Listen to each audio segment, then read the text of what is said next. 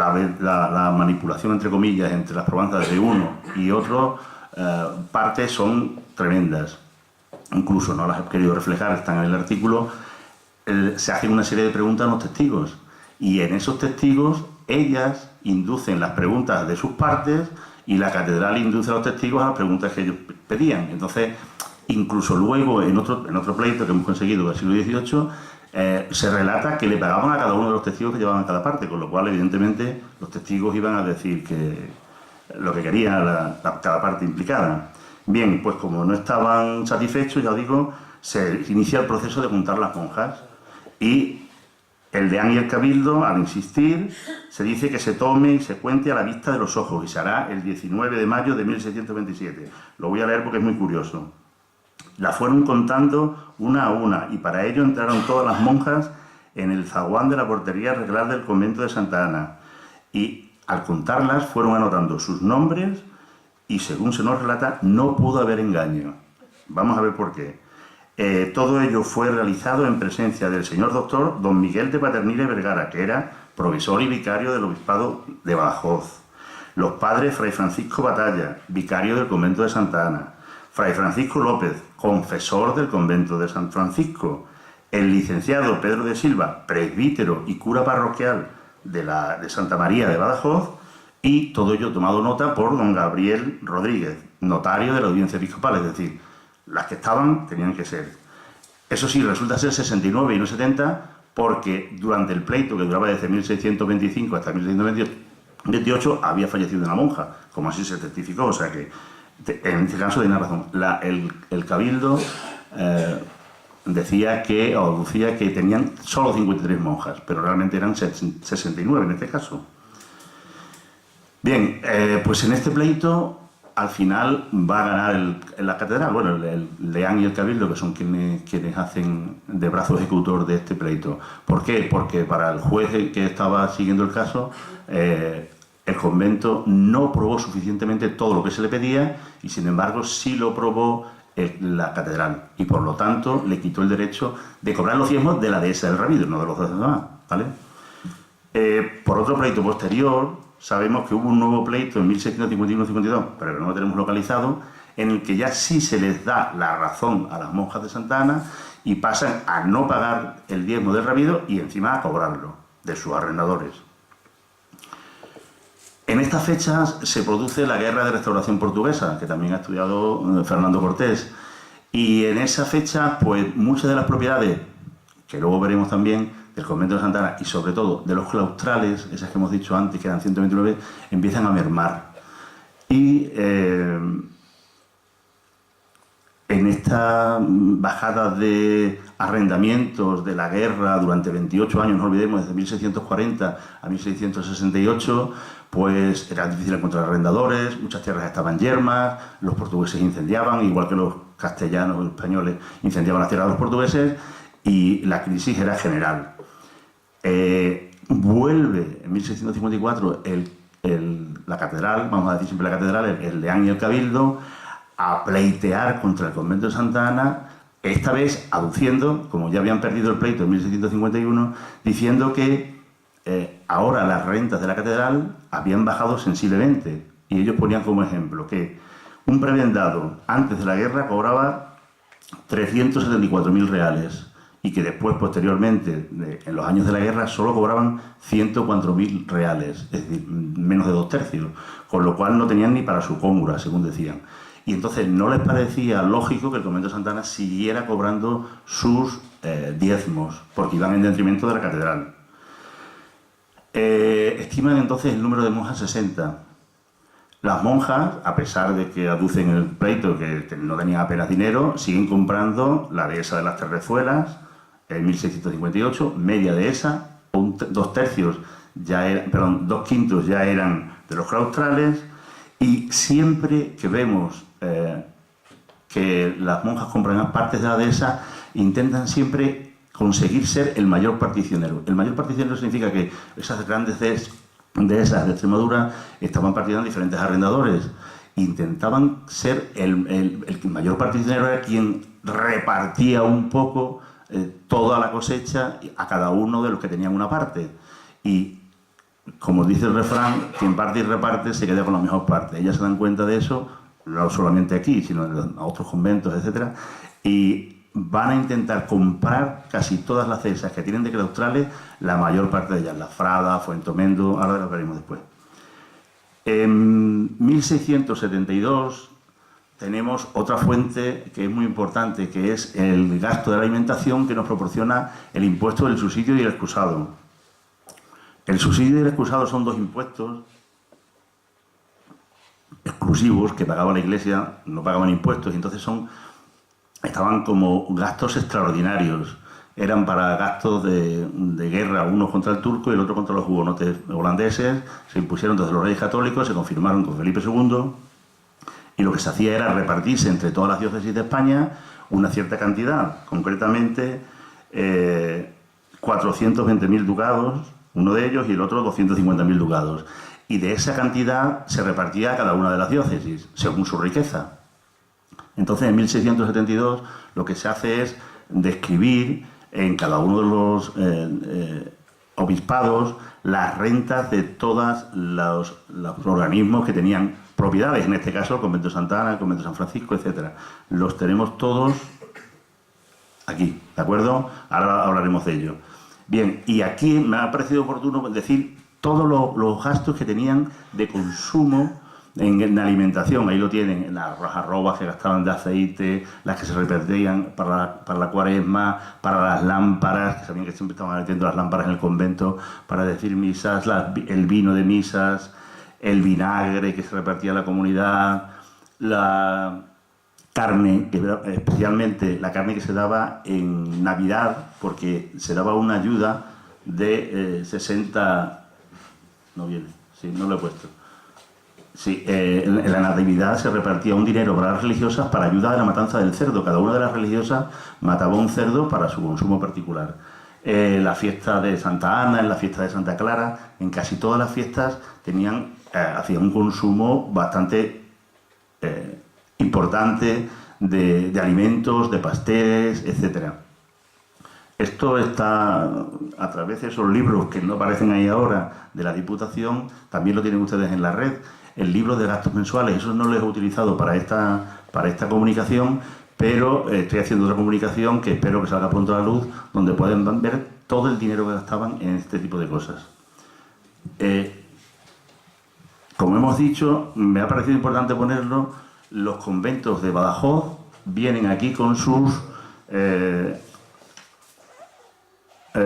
número de religiosos y religiosas, y vean cómo, a pesar de la guerra de restauración portuguesa que ha terminado hace poco, el convento de Santa Ana sigue teniendo 54 religiosas, bastante, y sigue siendo el más poblado. Ahí tienen San Agustín, Santa Ana, San Onofre, etcétera. El que más tenía, parece, era Santa Lucía, con 57, pero nos detalla el documento, de las cuales 37 eran religiosas, 5 novicias, 13 legas y 2 niñas, con lo cual realmente las monjas eran 37, que eran otros conventos importantes, el de Santa Catalina, los jesuitas, etcétera. Del único que no hay datos es del convento de San Francisco. Bien. Sí, aquí. Es que tengo manía de pasarlo aquí, se me pasa. Ahí. Este libro de cuentas, que también está en el archivo de la Diputación Provincial, de 1673-1680, que es un volumen bastante importante, sí que fue extractado antes de ese insomnio que dice el amigo Miguel Ángel. Pues tenía yo entonces 25 años y tenía tiempo y tenía mucha ilusión por hacer la tesis, que luego todavía no se ha cumplido, y hubo que sacarlo uno a uno directamente, de lo cual Fernando Rubio es testigo de ello, cómo había que ir antes a los archivos y dedicarle mucho tiempo, muchas horas. Ahora es una maravilla, por eso hay que ensalzar un poco su labor, porque se pueden ver estos mismos libros ahora en internet y, claro, el tiempo que uno tarde, se tardan muchas horas, pero está uno en casa cómodamente, etcétera, etcétera, y no tiene que depender de los horarios de las administraciones. Bien, pues en este periodo vemos los ingresos, son 94 censos, 9 casas, un juro, tienen 5 dehesas, el diezmo, las limosnas, etcétera. Aparece ya como importante que están cobrando el diezmo, ¿eh? Estamos a finales del siglo XVII. El importe total de ingresos son 59.000 reales. En estas fechas, en 1689, se produce un hecho importante con respecto a esos bienes que hemos dicho antes de claustrales, que es la concordia. ¿Qué es la concordia? La concordia es un acuerdo que se llega entre el convento de Santa Ana y el convento de San Francisco, porque esa ejecutoria que se dio en Toledo, que dijimos en 1611, en la que se fijaban los precios de las misas, esas misas que había que decir por las ánimas que habían dejado esas 129 propiedades, resulta que eran 1.212 misas, por cada una de las cuales había que pagar 2,5 reales, y 195 misas, por cada una de las cuales había que pagar 6 reales. Total, cada año el convento de Santa Ana tenía que pagar al convento de San Francisco 4.200 reales. Si calculamos que el valor de la hacienda entonces era unos 4.500 reales, le quedaban muy poco a las monjas del convento de Santa Ana. ¿Qué es lo que van a hacer desde 1611? Intentar pagar menos cada vez y no pagar. Decir que las tierras se perdían, que no pagaban, que estaban montuosas, etc.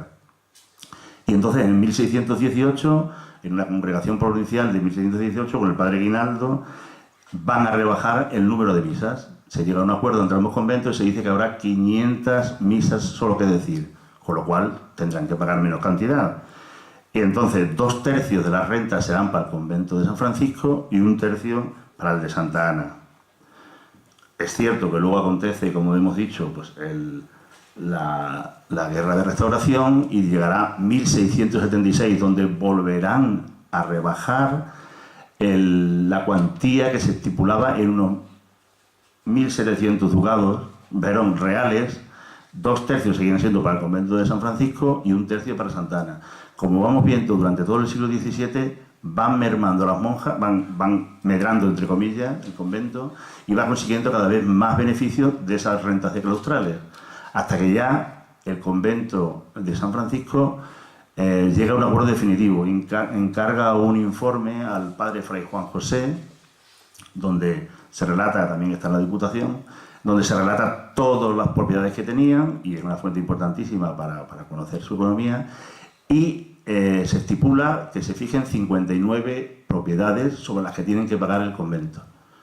Lo que tienen que pagar ahora van a ser 499 reales y 26 fanegas con 4 celemiles de trigo. Solo de los 4.200 que pagaban en 1611 va a pasar a 499 reales y 26 fanegas.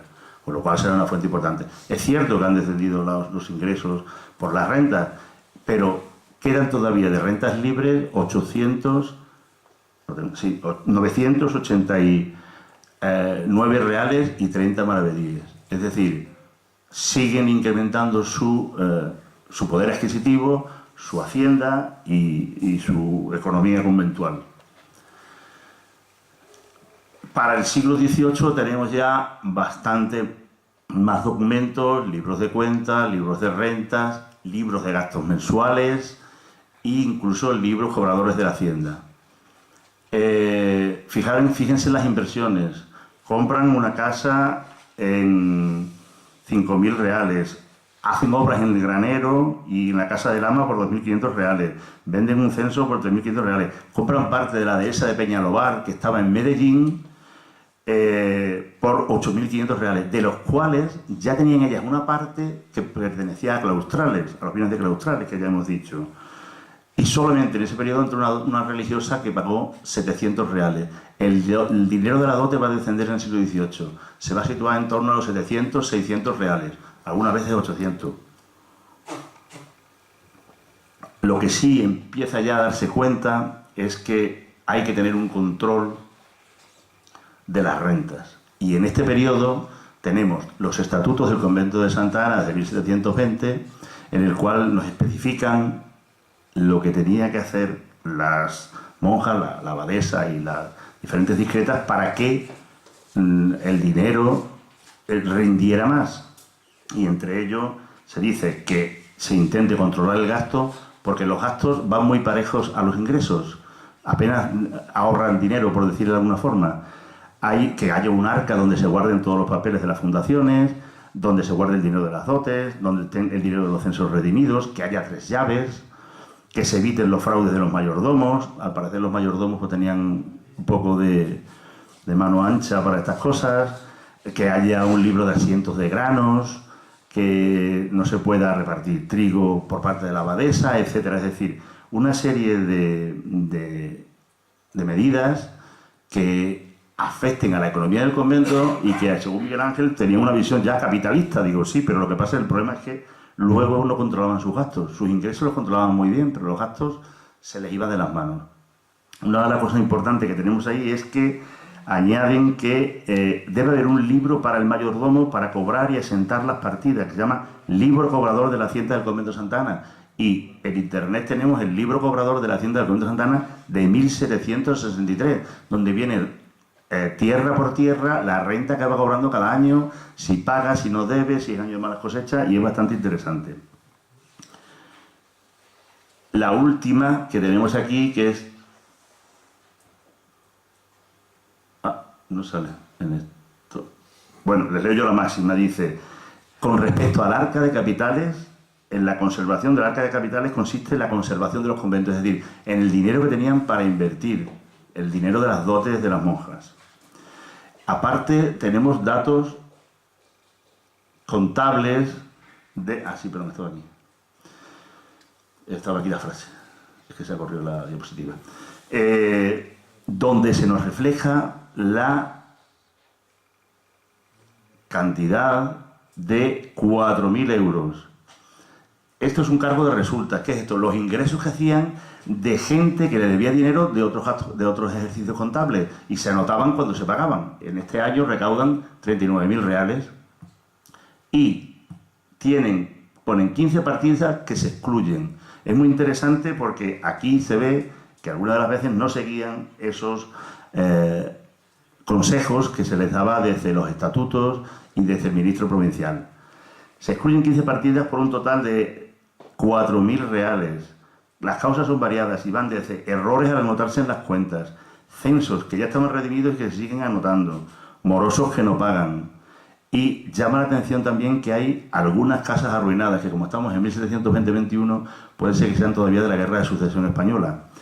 Y encima, dos de esas casas, una de ellas va a entrar dentro de la remodelación de la muralla después de la guerra, con lo cual se quedarán sin ella, y la otra va a servir para edificar el almacén de la pólvora municipal. Se pierde el valor de un censo sobre un olivar, pero se quedan con la tierra y se quedarán ellas con lo recaudado por el aceite, por sus frutos.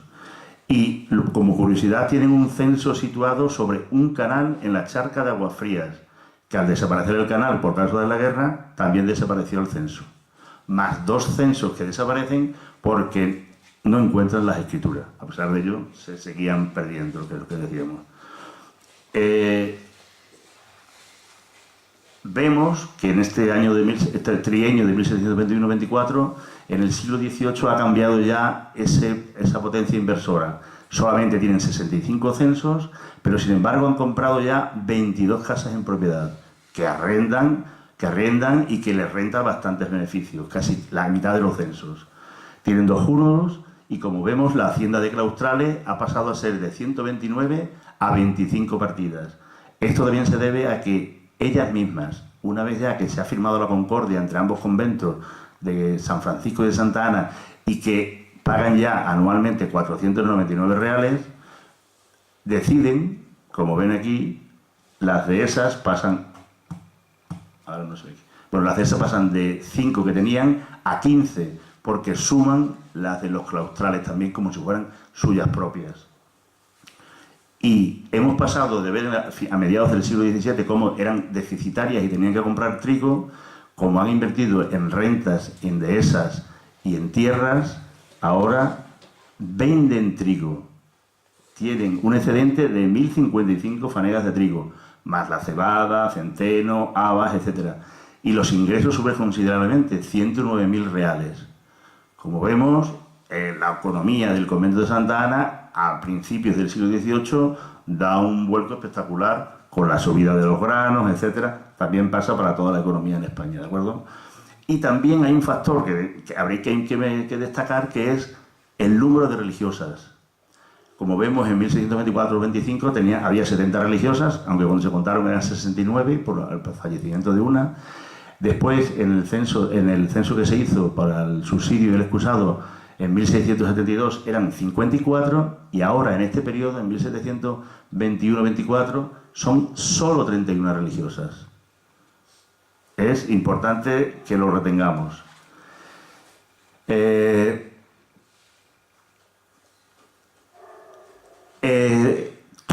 Todas estas inversiones van a dar lugar a que siga aumentando su patrimonio y, sobre todo, los bienes rústicos, y siga teniendo beneficios casi todas sus tierras y tengan que vender más trigo. Él no ha puesto los cuadros de la venta de trigo, pero están en el artículo, y como vemos aquí, 20 años después, tienen ya 33 casas y siguen vendiendo trigo, venden aceite, etcétera, etcétera. Y los ingresos han subido a 152.338 reales. Siguen comprando, he puesto algunos datos, los rozos de los Almerines, la Cocosa, el olivar de la Vega de Mérida, Tierra de San Miguel, etcétera, etcétera. En este momento es cuando estimé, porque es el momento más importante y el momento álgido de las rentas del convento de Santa Ana. A partir de aquí, de la primera mitad del siglo XVIII, empezarán a descender. Todas las rentas que tienen, ahí como ven, en las dehesas, la Medinilla, el Rabiro, el Gimonetillo, y que ellas han ido acrecentando. Algunas son de claustrales, pero otras compraron ellos parte de ellas también.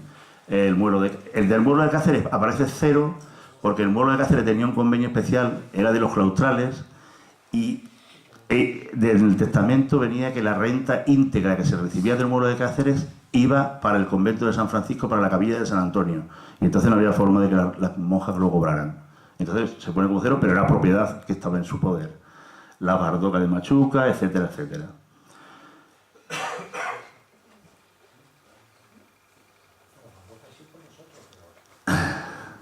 Sí, alguna de eso lo saldrán.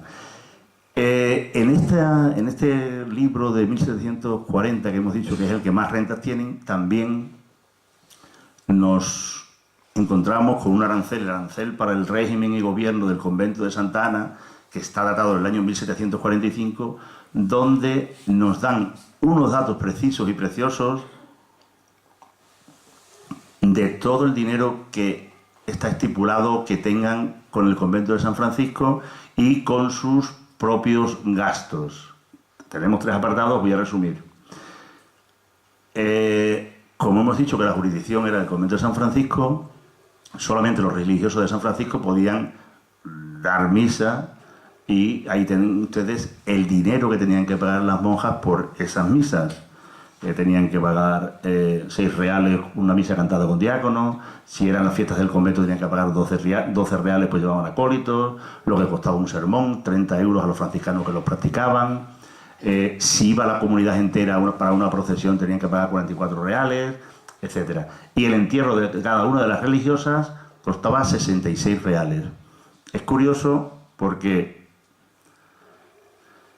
de las cuentas que se toman también se anotan el dinero al fallecer una religiosa que tenía ella en sí, en ser, y se vendían sus alhajas. No se escandalicen, no eran unas alhajas de mucho dinero, eran los colchones, el colchón, la cama, se vendía todo, y de todo ese dinero se le decían misas. Por eso he puesto como ejemplo esta pequeña, perdón, aquí, de los bienes que tenía, por ejemplo, de 1740-43, doña Isabel del Río, 224 reales, doña Teresa, sí.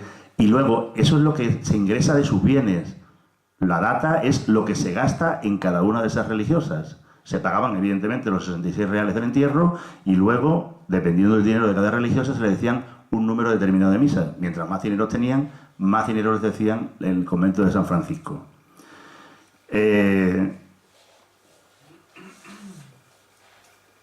Ya dijimos que el arancel aparece en 700 ducados como dote de las religiosas, que ha bajado con respecto al siglo XVII.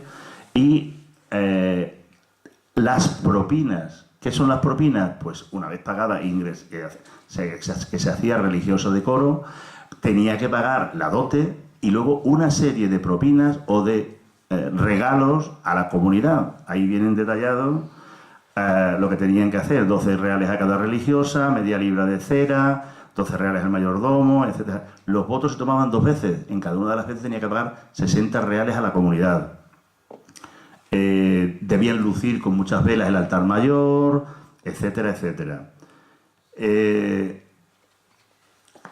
No todo era pagar. Una vez que ya eran religiosas, en ese arancel para el régimen y el gobierno del convento de Santa Ana, se nos cuenta que, como gasto ordinario, el convento debía pagar a cada monja 6 reales de vellón todos los sábados, o lo que es lo mismo, 24 reales al mes. Y 5 fanegas y media de trigo para el pan diario. Por eso tan importante era el pan, el trigo. Y ya hemos visto que en el siglo XVII, cuando era deficitario de sus tierras, tenían que comprarlo y adquirirlo porque era fundamental para su alimentación. Como gastos extraordinarios, como pueden ver, ahí se reflejan los 60 reales que se daba a cada religiosa para ayuda de la matanza de un cerdo. 60 reales a cada una de las religiosas. Para pescado en Cuaresma, por eso del ayuno, 7 reales. Y cada una de las fiestas, en Santa Ana 3 reales, Santa Clara 3 reales, etcétera, etcétera.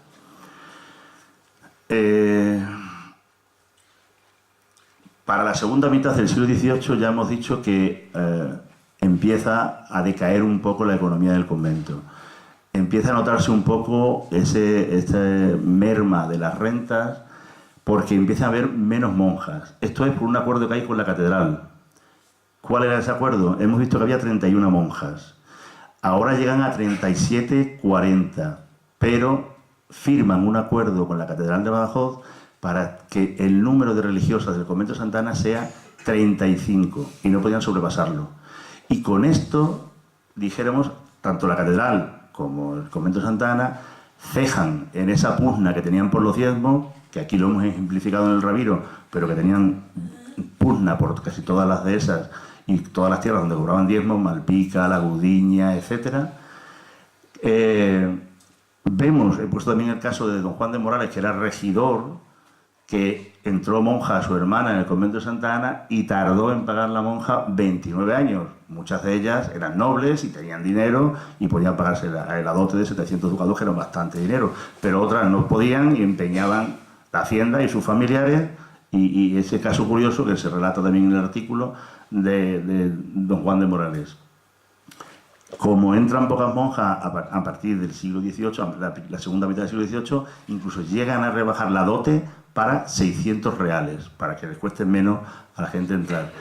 Y eso sí, una máxima que tenía, que no viene aquí en el arancel, pero que hemos detectado en los documentos: una vez que compraban una propiedad, una tierra, un olivar, etcétera, si pesaban un censo sobre ella, enseguida lo que hacían era deshipotecar ese censo, pagarlo, para no tener que pagar ella a otro rentalista, a otro censualista.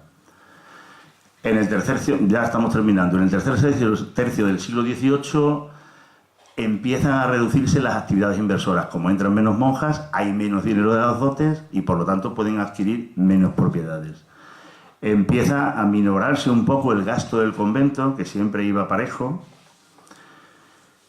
Empiezan a vender algunas propiedades por falta de liquidez. Llega un momento en que no tienen dinero, entre otras cosas porque tienen que pagar un censo al rey de 10.000 ducados, obligatorio. El intendente general de la provincia de Badajoz, el marqués de Ustari, fue quien se lo pidió.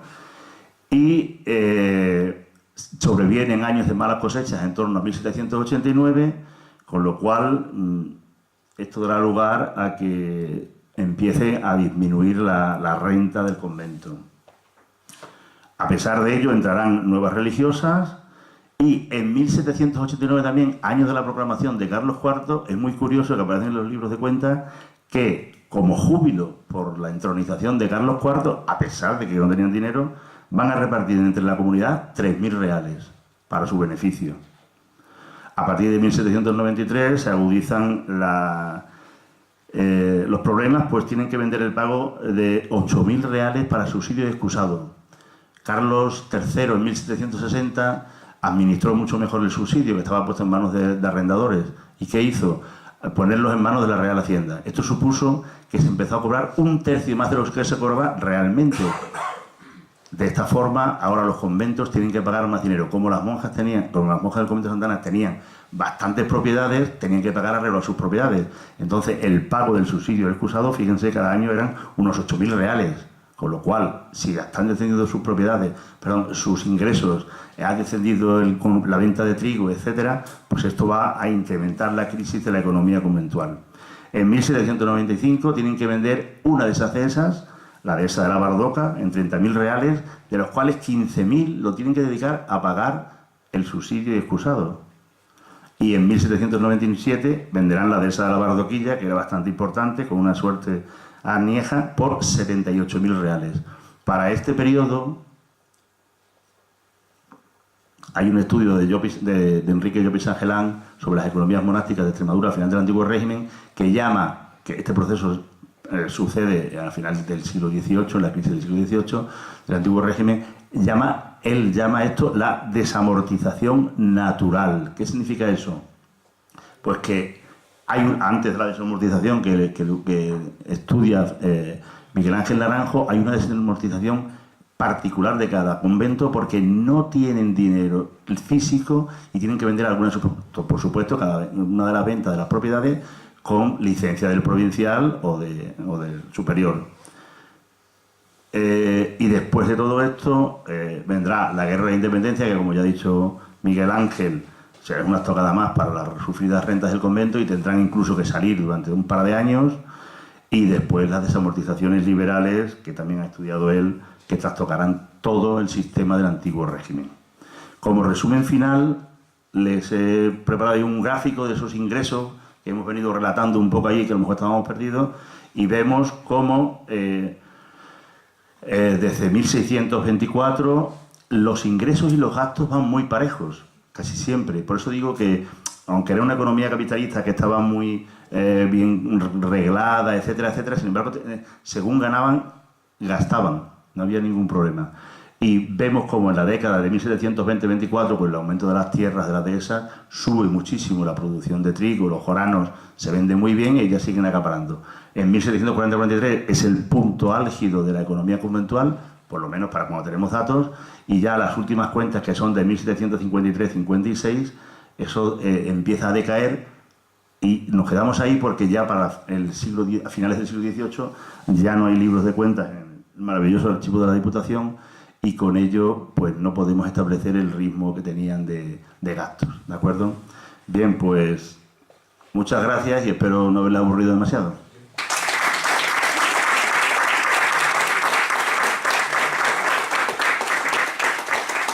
Pues muchas gracias por su asistencia y aquí damos por finalizado el acto. Buenas noches.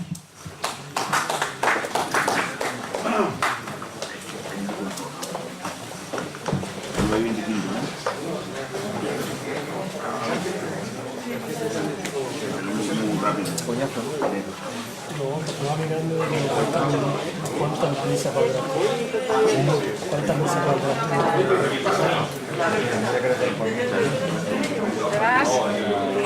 ¿Nos apaga aquí un momentino?